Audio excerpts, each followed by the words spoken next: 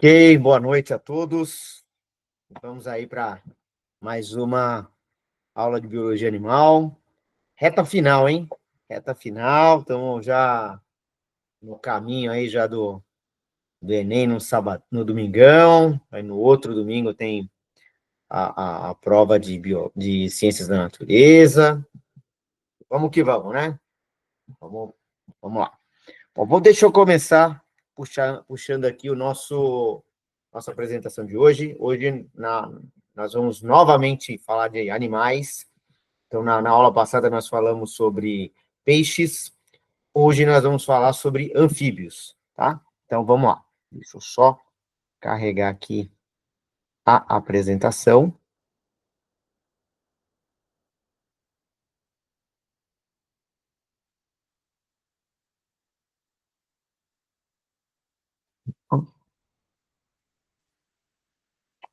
Aí, pessoal, só um instantinho aqui.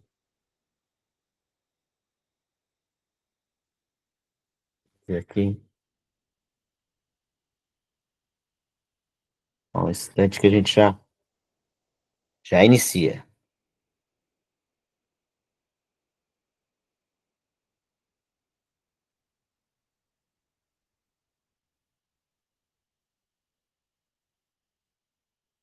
Agora vai. Acho que está indo.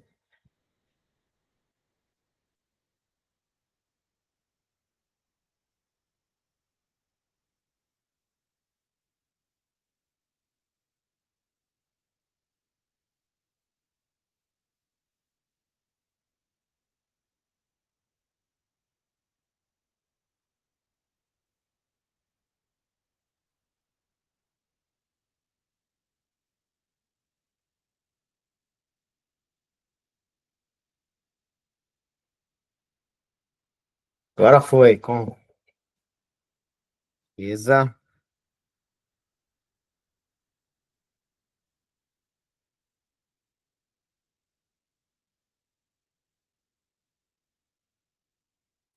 Só confirmem para mim aí, vocês estão vendo a capa do nosso slide de hoje. Aí, a Raíssa colocou ali que está tudo em ordem. Pedrão também, que está aí, online. Todo mundo vendo e me ouvindo bem, então vamos em frente. Bom, como eu disse para vocês, a nossa conversa de hoje vai versar sobre anfíbios, né? Então, uma classe aí, um grupo muito interessante de animais, né? Fazem parte aí do grupo dos tetrápodes, né? Então, tetrápode é todo ser vivo, todo animal que tem quatro membros, sejam eles para locomoção, né, ou não, né, diretamente, né? Então, por exemplo, nós podemos citar aí os anfíbios, né? Então, por exemplo, aqui na imagem nós temos ali duas pererequinhas e uma salamandra, né, que são exemplos aí de tetrápodes com quatro patas, mas os répteis, as aves e os mamíferos também são tetrápodes, tá? Então, primeiro grupo aí desses tetrápodes são os anfíbios. Bom, quando nós falamos em anfíbios, nós estamos falando também, exatamente como nós falamos na aula passada sobre peixes, nós também estamos falando de animais vertebrados, né? Ou seja, eles têm lá uma coluna vertebral com, né, ali que dá a estrutura para o animal. O nome anfíbio vem lá de anfíbios, né? Então significa ambos os tipos de vida. Então, o que quer dizer ambos os tipos de vida? Estamos falando de um animal que ele é capaz de viver bem na água ou na terra.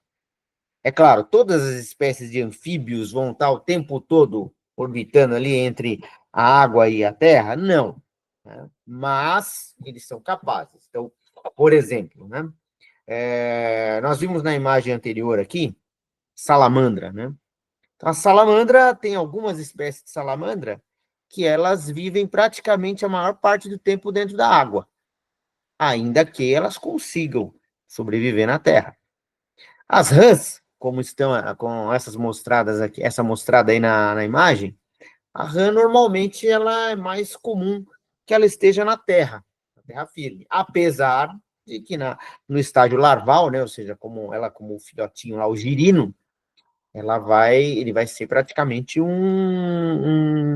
quase que mais próximo do peixe do que necessariamente de um outro animal, né? Por quê?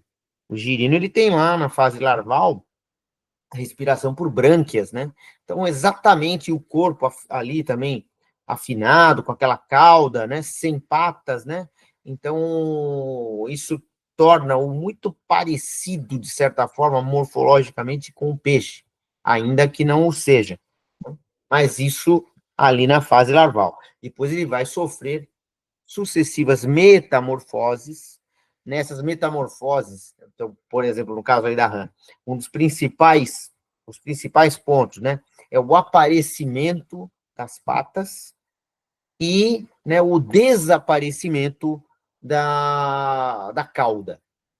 Então, como é que acontece esse desaparecimento da cauda? Nós conversamos disso quando nós falamos de célula, várias aulas aí para trás, quando nós conversamos sobre aquela questão da apoptose. Lembram da apoptose? Que era morte celular programada? A morte celular programada, ela serve tanto para renovação como para evolução ou involução, né? Então, quando nós falamos de involução, aquela vez nós falamos, né? O bebê, né? O bebê humano, ainda lá no útero da mãe, no começo, quando começa a formar a mão, ele tem membraninhas ali entre os dedos, né? E essas membraninhas, elas vão sumindo, elas vão involuindo, né? Então, a mesma coisa acontece aqui com a cauda de determinados anfíbios, como é o caso ali de todos os filhotes dos anuros, né? Que são as rãs, as pererecas, os sapos, né? São animais que quando nascem, eles nascem como girinos, e como girinos, eles são aquáticos, com respiração branquial e cauda. E essa cauda involui, né? Pedro perguntou aqui para mim se a lagartixa é perigosa para os humanos. A resposta para isso, Pedro, é depende. Mas como assim depende? Depende da espécie. Por quê?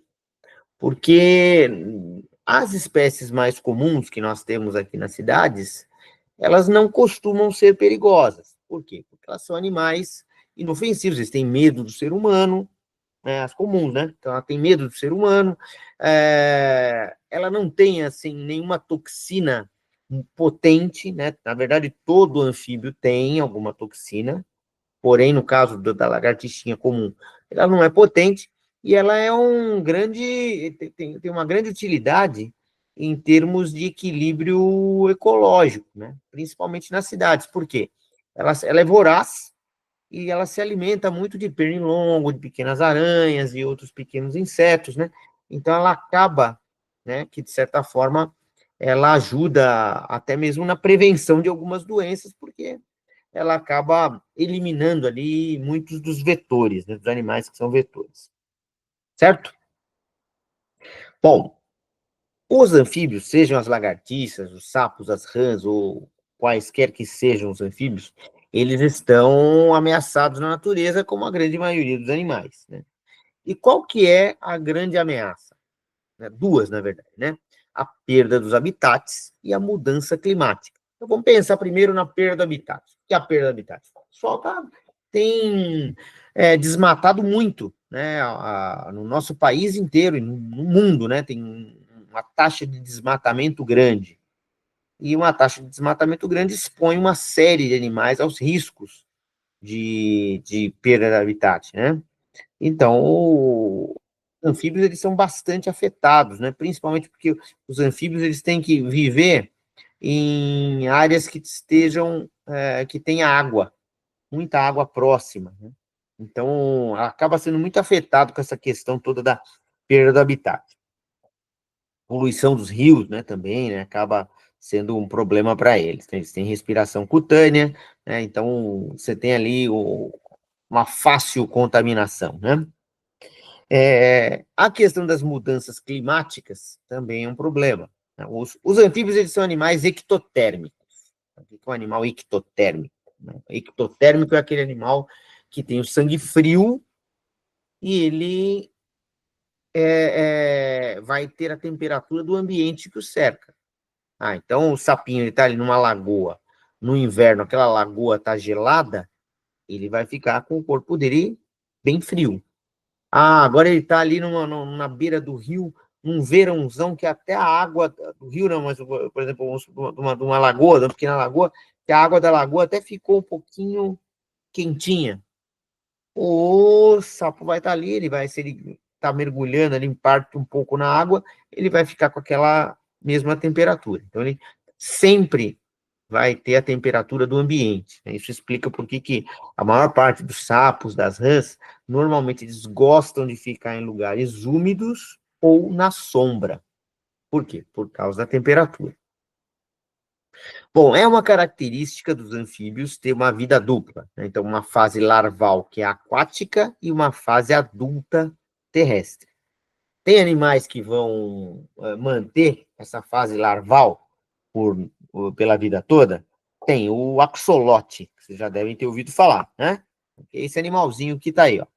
Então, ele mesmo adulto, ele vai manter ali algumas das características ainda larvais. Bom, a respiração desses animais, ela vai acontecer de várias formas, né? Cutânea, pulmonar e branquial, né? Então, a respiração branquial, na maioria dos anfíbios, ela vai ser sempre a respiração ali do filhote, ainda que vai passar por uma metamorfose.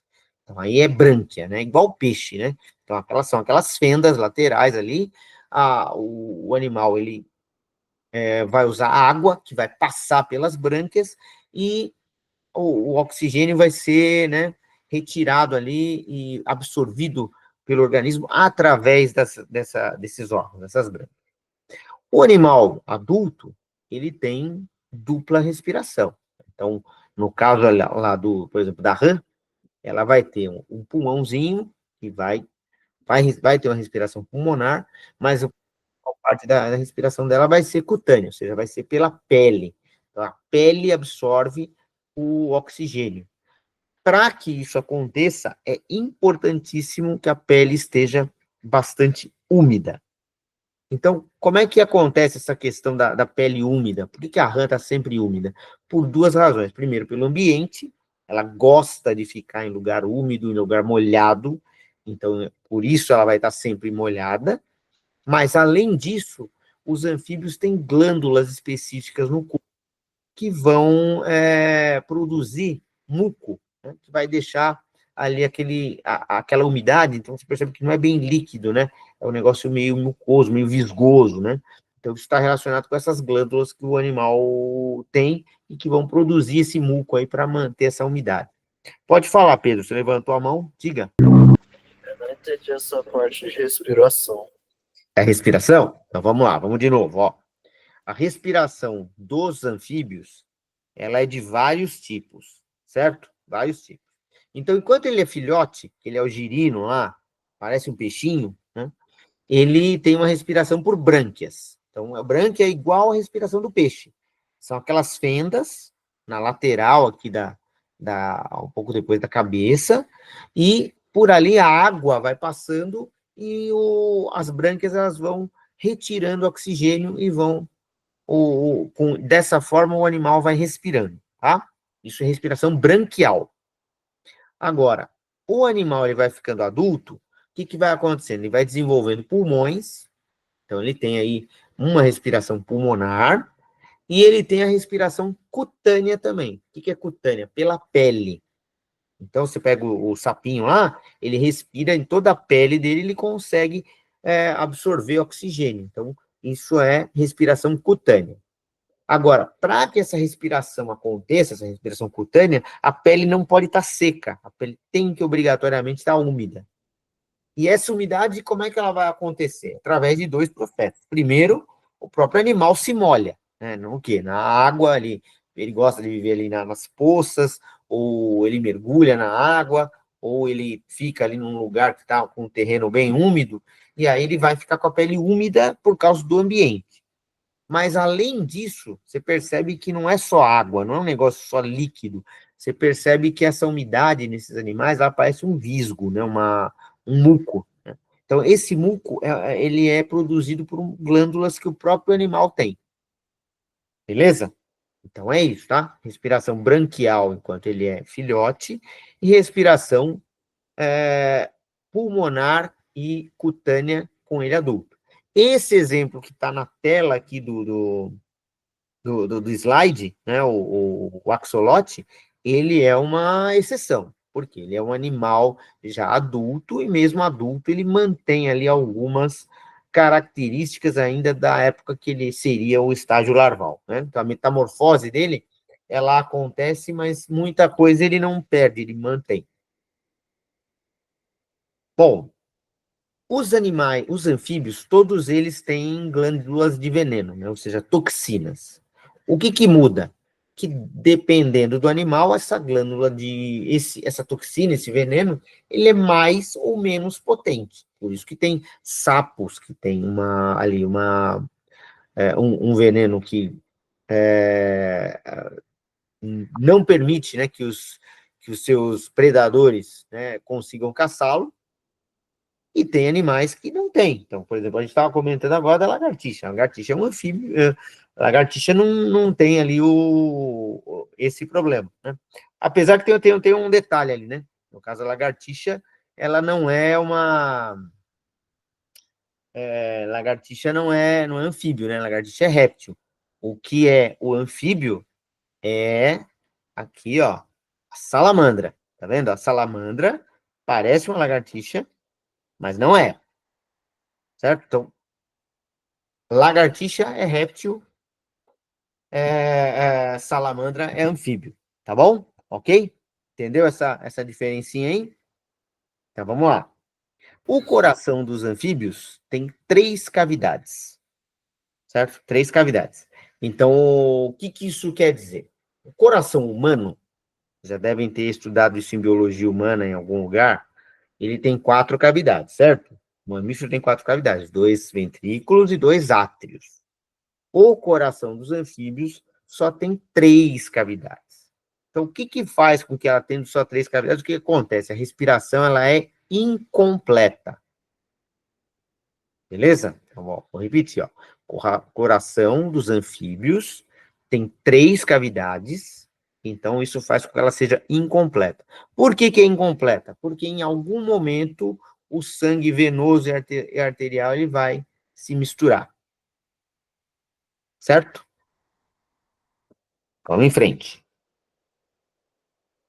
Vamos agora entender um pouquinho da classificação dos anfíbios. Então, classificação dos anfíbios, ela tem 3 grupos bem distintos, né? Então, é o grupo dos anuros, o grupo dos urodelos e os grupos dos ápodes, tá?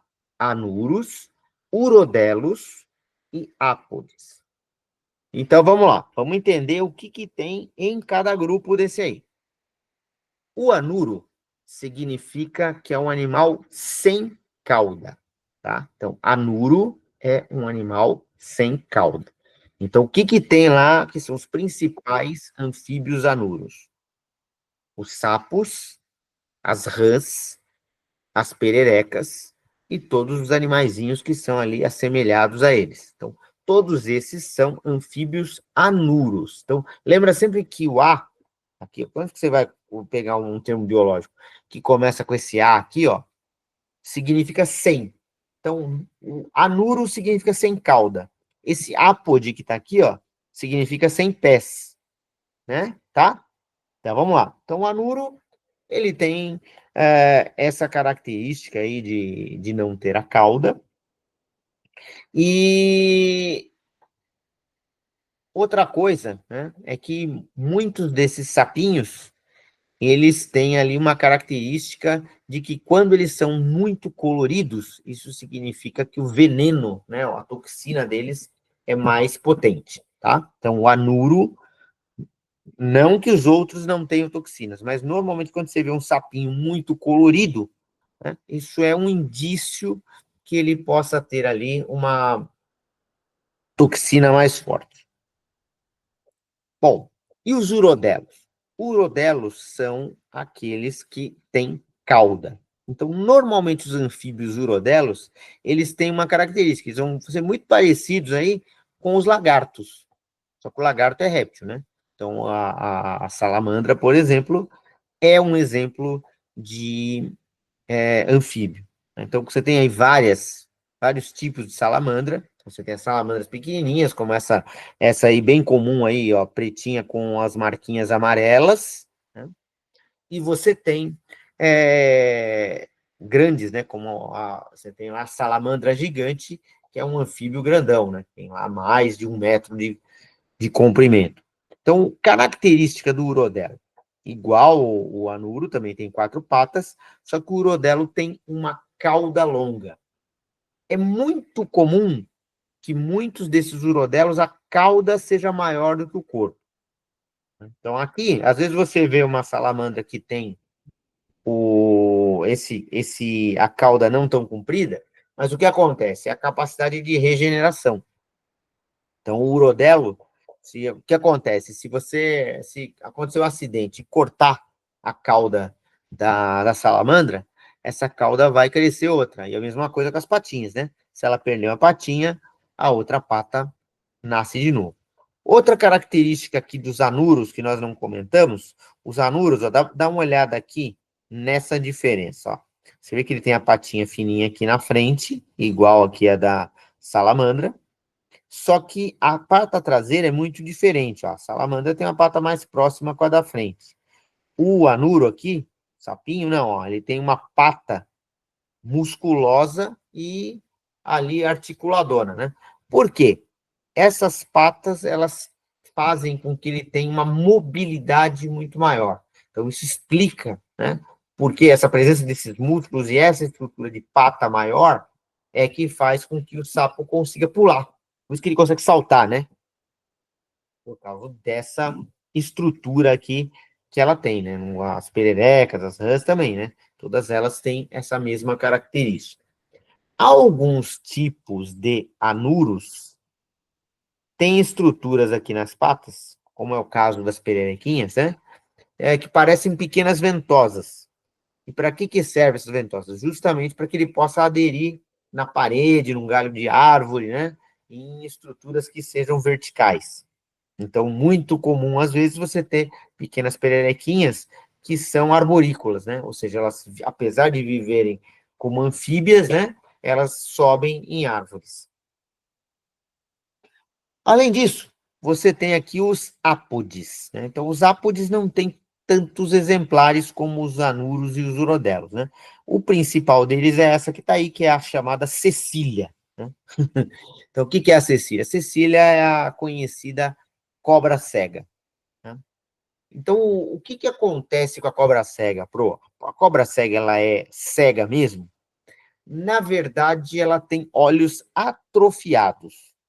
Então, o que é o olho atrofiado? Então, ela tem aqui ou algum tipo de membrana, ou dependendo da espécie, até mesmo alguma estrutura óssea que obstrui os olhos, né?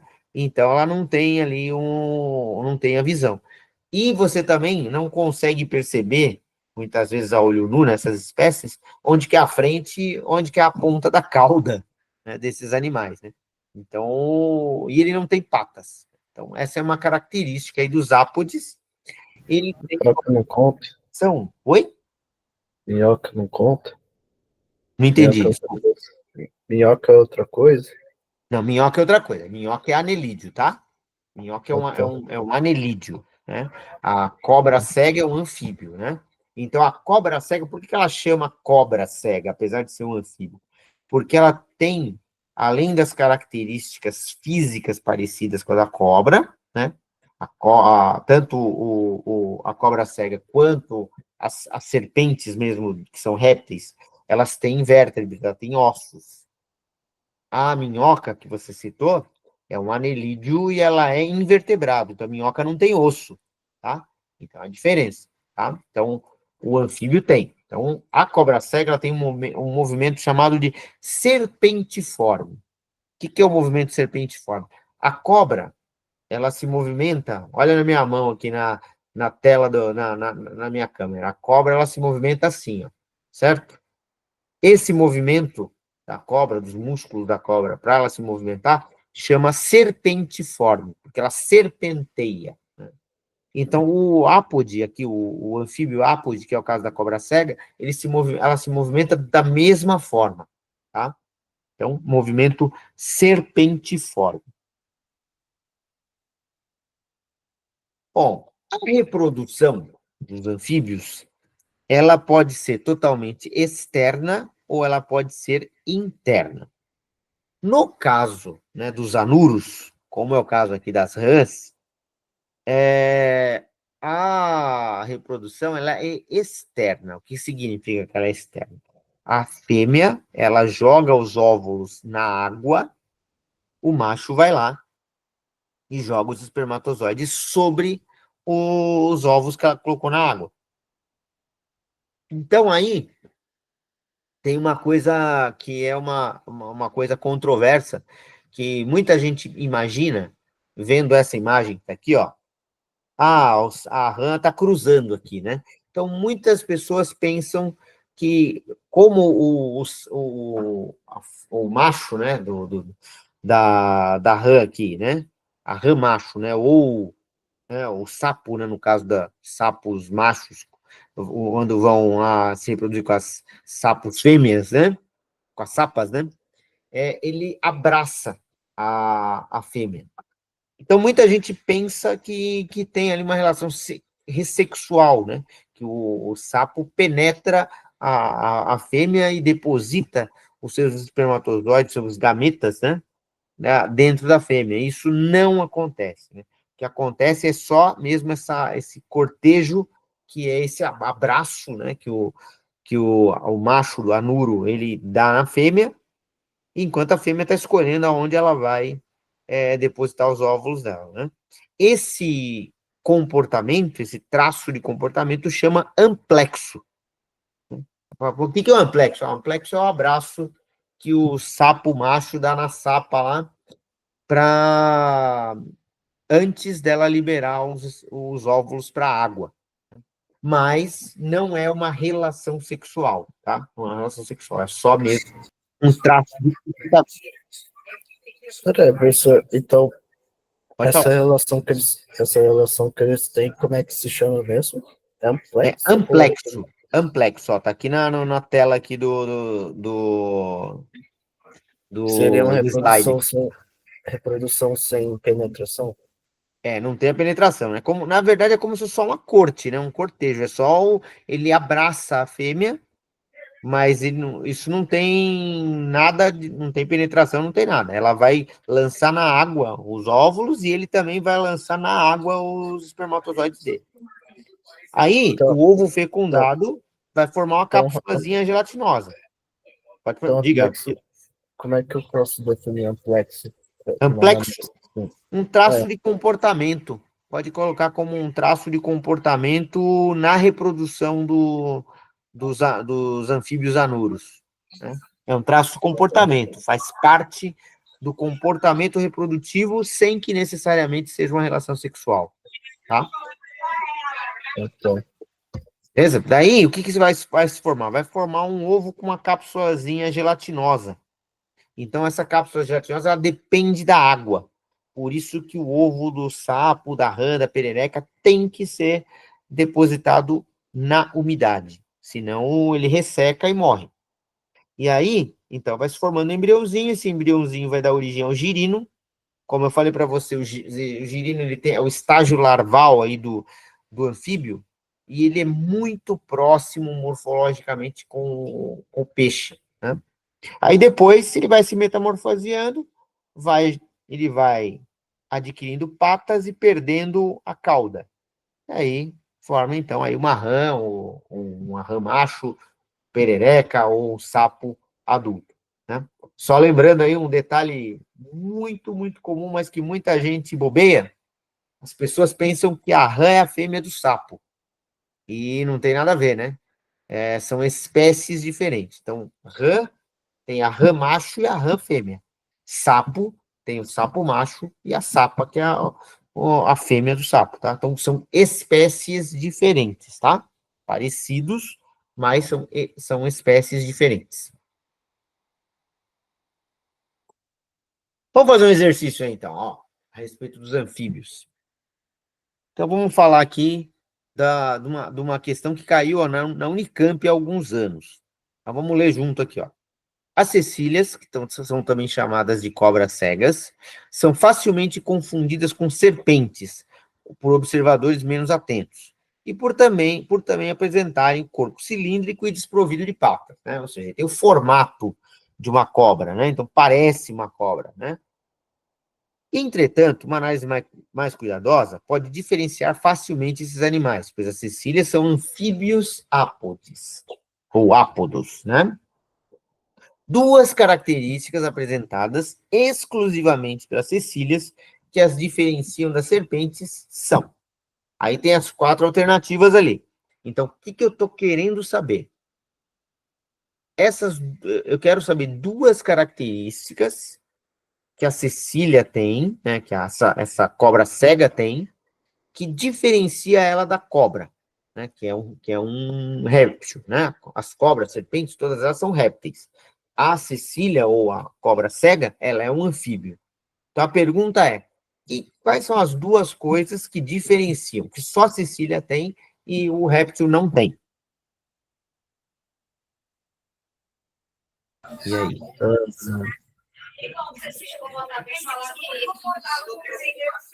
Talvez a C. Você? E aí, quem mais se habilita aí? Tem gente aí online? Só tem a pessoa. Tudo bem. Vamos discutir junto essa questão aí, ó. Então, vamos lá. Alternativa A. Corpo revestido de pele úmida, isso ela tem mesmo, né? Tem o corpo revestido de pele úmida. Ovos com casca calcária? Não. Nós tínhamos falado aqui no slide anterior, ó, que o ovo é uma cápsula gelatinosa, né? Então, casca calcária é casca dura e seca, né? Que é o caso, por exemplo, do ovo. Ovo de galinha é um exemplo de casca calcária, né? Então, não é. Então, a alternativa A já está fora, certo? São todos os anfíbios que botam ovos na água. Todos os anfíbios, né? Tá bom. Tá? Então, vamos lá. Então, a alternativa A está fora, porque apesar de ter a pele úmida, não tem ovo de casca calcária. Então, vamos ver se a cobra cega, comparando ela agora com a alternativa B. Corpo revestido por escamas e respiração exclusivamente cutânea. A respiração não é exclusivamente cutânea, ela é também pulmonar, né? Então, não é. Então, essa aí também está fora. Alternativa C, que é a alternativa que você citou aí, né, Pedro? Então vamos lá, ó. Pele rica em glândulas secretoras de muco. Sim, foi o que nós comentamos agora há pouco, né? Eles precisam estar com a pele sempre úmida, então isso se dá pelo ambiente, fica num lugar úmido, e também por ele ter glândulas que produzem aí um muco, que deixa aquele virgo, né? Então, beleza. E respiração cutânea? Sim, respiração pela pele, só o anfíbio que tem, a cobra cega tem, as serpentes comuns não tem isso, né? Tá? E, então, a alternativa C aí tá dentro. Vamos comparar, vamos só estudar agora a alternativa D. Pele úmida, sim. Corpo revestido por escamas queratinizadas, não. Escama queratinizada é uma escama brilhante lá por causa de proteínas, né? Aí não tem nada a ver com o anfíbio, beleza? Então, você acertou, Pedro. Alternativa C, pele rica em glândulas secretoras de muco e respiração cutânea. Correto. Vamos lá, vamos continuar agora. Olha lá, alternativa C, né? Agora vamos conversar um pouquinho de um outro grupo que são os chamados répteis, né? Então, olha aí. Esses animais que estão na imagem, todos eles são répteis. Aí tem o exemplo da lagartixa, que nós estávamos comentando agora há pouco. Tem lá os diversos tipos de lagartos, as serpentes, né? As cobras todas. Os quelônios, que são as tartarugas, cágados e jabutis, né? E não está aqui na imagem, não está, mas tem também os crocodilianos, né? Então, o que é crocodiliano? São lá os jacarés, os crocodilos, os gaviais, né? aqueles predadores maiores. Então, todos eles são répteis. Então, vamos entender o que acontece com esses animais. Olha aí, ó. Ó outro aqui na imagem. Esse que está aqui é um dos maiores répteis, né? Que é o dragão de Komodo, né? Que é um animal lá é endêmico, né? Da ilha de Da Komodo. Indonésia. Da É, Indonésia, né? né? Ah. Exatamente, né? Por isso que ele é um animal muito pouco conhecido, né? Só que ele é um animal extremamente agressivo, grande, forte, né? E ele tem uma característica que torna ele muito, muito perigoso, que ele tem uma microbiota, ou seja, a biodiversidade de bactérias na boca dele é muito, muito, muito grande. Mata Então, o que fácil. acontece? Oi? Pode falar. Eu já vi dragão de Komodo, ele tem muitas bactérias na boca que ele utiliza como tipo de veneno. Exatamente, Então, né? mas Então, pode falar, diga. Ele ataca a presa, morde ela, as bactérias matam a Causa presa infecção, e né? depois então, é uma infecção. Exatamente, né? Ele morde, aí se a presa conseguir fugir, né?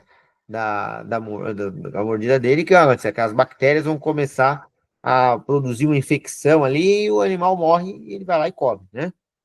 Bom, não só o dragão de Komodo, mas todos os outros répteis têm uma pele grossa, né? Então, pele grossa. Então, na imagem aí dá para perceber muito bem isso, essa questão da pele grossa.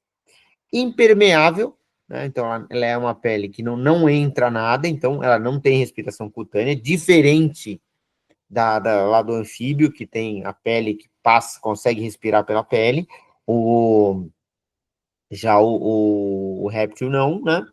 E é recoberta por escamas. Dá para ver bem isso aqui nessa imagem. Eu escolhi essa imagem justamente por isso. Ó. Olha como dá para ver bem que o corpo dele é todo revestido por escamas. Ele tem respiração pulmonar.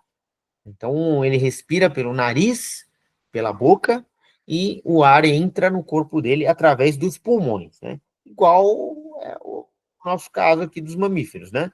Mesma coisa. Bom, ele tem a presença do ovo amniótico, né? Então, o que é o ovo amniótico, né? Ovo amniótico é o ovo com uma casca seca, resistente, e dentro dele tem várias membranas, e essas membranas mantêm substâncias ali que deixam o ovo totalmente úmido por dentro. Então, qual que é a vantagem disso? Isso fez com que esse animal pudesse colocar os ovos em lugar seco. Por quê? Porque ele não depende da água. Lembra lá que nós falamos ó, que o ovo lá do anfíbio era uma cápsula gelatinosa? Então, ele precisava de água para se manter hidratado. O ovo do réptil, não. O ovo do réptil já é um ovo igual ao ovo de ave, né? Aquele ovo com a casca grossa. E dentro é líquido, né? Tem os líquidos. E essas membranas, esses líquidos mantêm o ovo hidratado, né? E nutrido. Então, ele não depende da água para o desenvolvimento do filhote. A excreção, né? É em forma de ácido úrico. Então, o animal, ele vai os excrementos dele, né, a urina, vai toda sair ali na forma de ácido úrico. Outra característica é que uma quantidade grande dos répteis, eles têm uma característica de poder se reproduzir por partenogênese. Então, o que é partenogênese? Acontece isso com o dragão de Komodo, por exemplo, né? Dragão de Komodo, se a fêmea ela ficar num determinado território lá e ela estiver sozinha, não tem um macho para cruzar, o cruzamento dos répteis é com relação sexual, né? É fecundação interna, né? Ok. Não tem um macho lá para cruzar. O que ela vai produzir? Ela produz um zigoto que é capaz de gerar um filhote sozinho, sem que tenha tido um macho. E aí, o que vai acontecer? O que vai nascer? Vai nascer um filhote macho. Né? E esse filhote macho, depois que ele ficar adulto, ele cruza, às vezes, inclusive com a própria mãe. Né? Tá? E aí geram filhotes. Peraí, qual é o nome? É Pan o quê? Partenogênese. Partenogênese. Aqui, ó. Vou escrever aqui no chat, tá? Pera aí, ó. Mais fácil, ó. São Paulo. Ó. Partenogênese.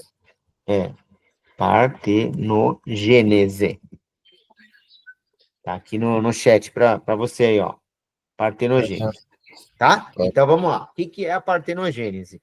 É essa característica. Ó. Imagina lá, a fêmea do dragão de Komodo tá lá na floresta dela, lá no território, não tem nenhum macho, só tem ela. E ela precisa se reproduzir. Então, o que vai acontecer? O organismo dela vai produzir ali um zigoto, uma célula inicial, sozinha, sem ter um macho, só que essa célula ela vai desenvolver um embrião, e esse embrião vai nascer um filhote macho. E esse filhote macho, depois que ele nascer, ele vai crescer, e se ele ficar adulto, ele pode, inclusive, cruzar com a mãe, para ter outros filhotes, tá? Então, isso chama partenogênese, essa forma de reprodução aí, alternativa, que alguns répteis têm, né? Então, o dragão de Komodo é um exemplo bastante comum, mas vários outros lagartos têm essa mesma possibilidade. Outra coisa característica relacionada à reprodução aí dos répteis é que uma parte deles, né, o sexo do filhote é determinado pela temperatura dos ovos.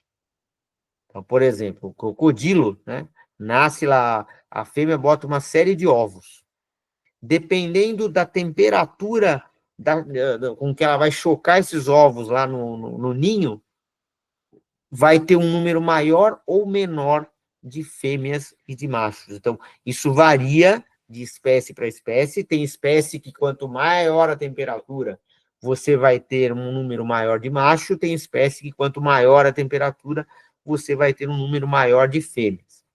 Então, isso traz um problema no nosso mundo de hoje por causa da questão dos problemas ambientais. Nós estamos num tempo de aquecimento global. Então, o que está acontecendo? A temperatura do planeta gradativamente subindo mais e mais, concorda? Então, essa temperatura subindo mais afetar a proporção de machos que normalmente nasceriam aí. Então, lógico, como eu falei, depende da espécie. Tem espécie que vai nascer mais, tem espécie que vai nascer mais fêmea. De um jeito ou de outro, o aquecimento global vai fazendo as espécies de répteis comecem a ficar desequilibradas em termos de produção, né? Então, esse é mais um dos problemas ambientais aí da Ana, né? Então, o aquecimento global afeta o equilíbrio aí dos filhotes dos répteis, né? De macho e fêmea, tá? Pedro, você entendeu bem aquele negócio da partenogênese que eu expliquei antes? Tá bom, né? Achei meio estranho, mas tá bom. Mas é isso aí que acontece. Esquisito, né? Mas é assim mesmo que acontece, beleza? Muito bem. Então, o que nós tínhamos aí para hoje era isso, né? Falamos aí de anfíbios, falamos de répteis. E na aula que vem nós teremos aí, tem mais uma aula ainda, vamos poder explorar um pouquinho mais aí o mundo animal, né? Tá bom? O professor Ricardo já está aí para dar a aula dele. E vamos. Oi, boa noite. Boa noite, professor. Tudo bom? Tudo bem, tudo bem. Chegou a pegar aí o finalzinho da nossa aula de biologia? Viu as características estranhas aí dos répteis? Né? Interessantes, né? Até. Pois é, muito diferentes, né? Uhum. Então é isso. E aí, professor, boa aula. E obrigado, até semana que vem. Obrigado. Até semana que vem. Boa noite. Boa noite, Pedro. Tudo bem? Boa noite, Ana. Já estamos aqui.